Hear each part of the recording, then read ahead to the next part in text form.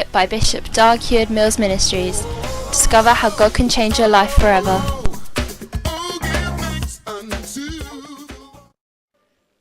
It was in Riga, one of the great seaports of the Russian Empire. A young man sat at an office desk in a large business building with a pencil in his hand, his eyes running up and down columns of figures. That afternoon's shadows were lengthening and the day's work was drawing to a close. The young man was worried. The expression on his face betrayed the fact that something of an unusual nature was bothering him.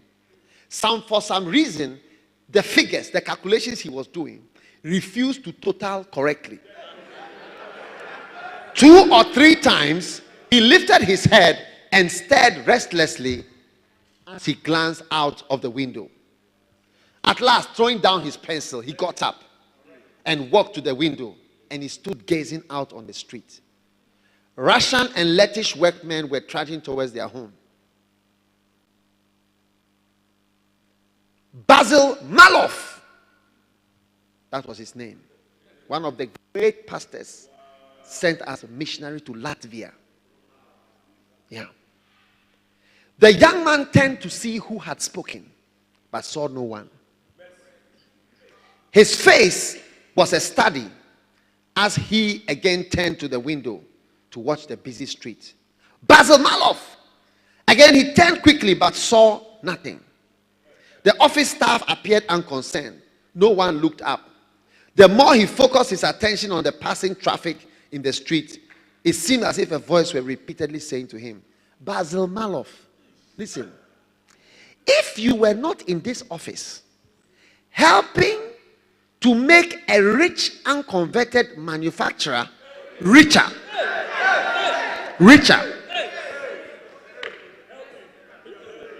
you are helping to make a rich unconverted manufacturer richer still. You could go into the streets to tell others of Christ. Your employer can easily find other unconverted young men to do your work here as well as you.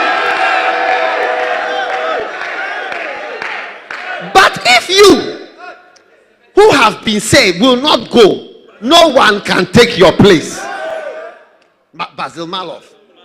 Frightened by this voice, Basil tried to brush it aside. No, he said, I cannot be a missionary. I have no gift of preaching. I cannot go. And he went back to his desk. A day or two later, the same voice within him spoke again. And he was forced to get up from his chair and look out of the window. Hundreds of people were passing by. Workmen in their factory blouses, black with smoke. Women with napkins, riding their vehicles. That it might be to his own imagination, he turned and resumed his work. 2 times 2 makes 4. 8 times 7 are 56. 7 from 12 leaves 5. 9 and 3 are, let me see, 9. And no one to take your place. Oh, what am I doing? You see, he was thinking 7 times 3, 2 times 4. And then the word will come, no one to take your place. No one to take your place. Whatever ails me. Again, he stole from his desk to the window and watched once more the throngs that seemed to pass along the street. Basil Malov! Basil Malov!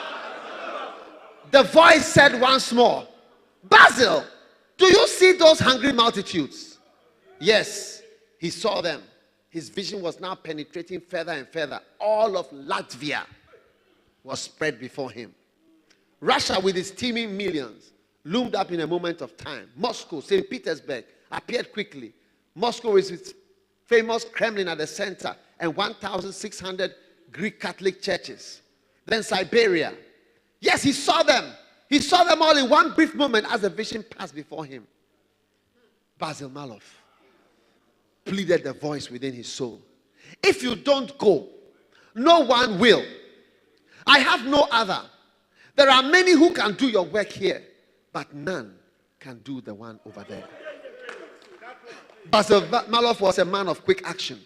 In a moment, his mind was made up.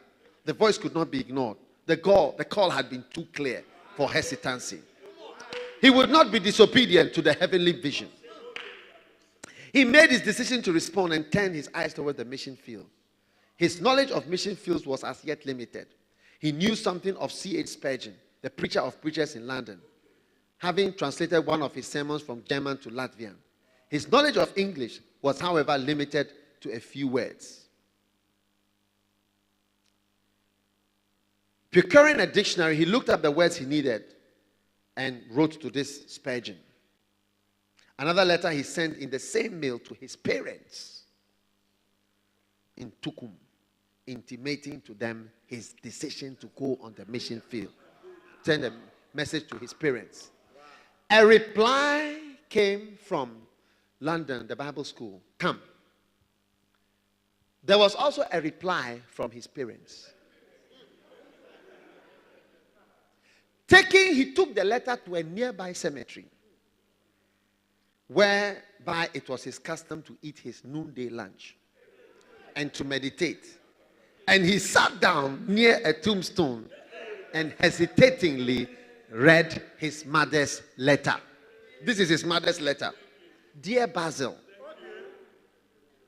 he was still the little boy to his mother, even though he had grown to manhood. Dear Basil, are you going to leave us? Is that all you care for your poor old parents?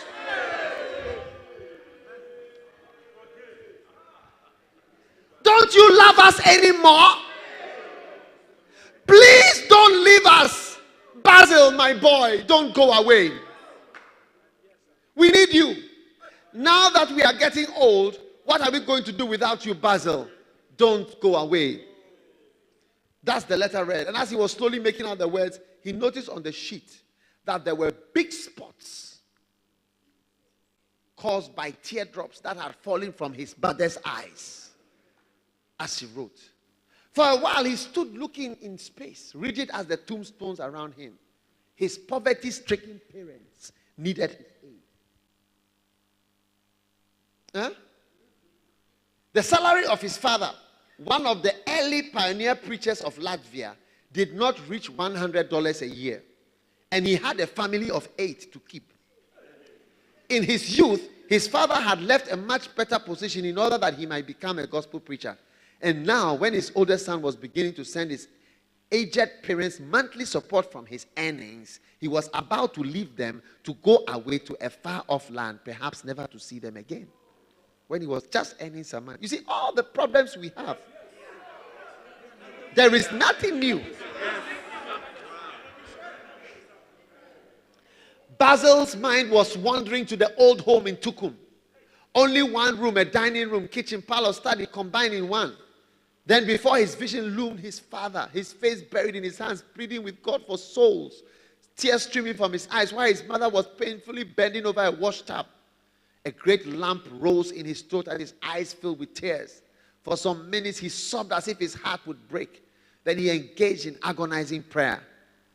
For a moment he stood and, taking the letter of Jesus from his pocket, he read, "Go ye into all the world and preach the gospel to every creature.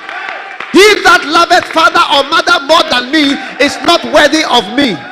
And if any man will come after me, let him deny himself and take up his cross and follow me." He read a letter from Jesus.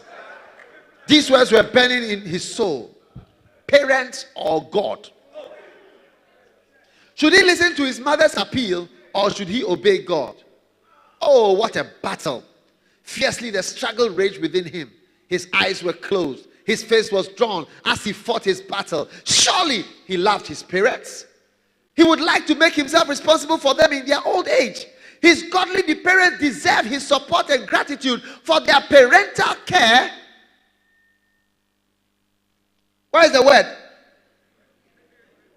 And love for him in his childhood. But again, he seemed to see before him, as if eliminated, the words, "He that loveth father or mother more than me is not worthy of me."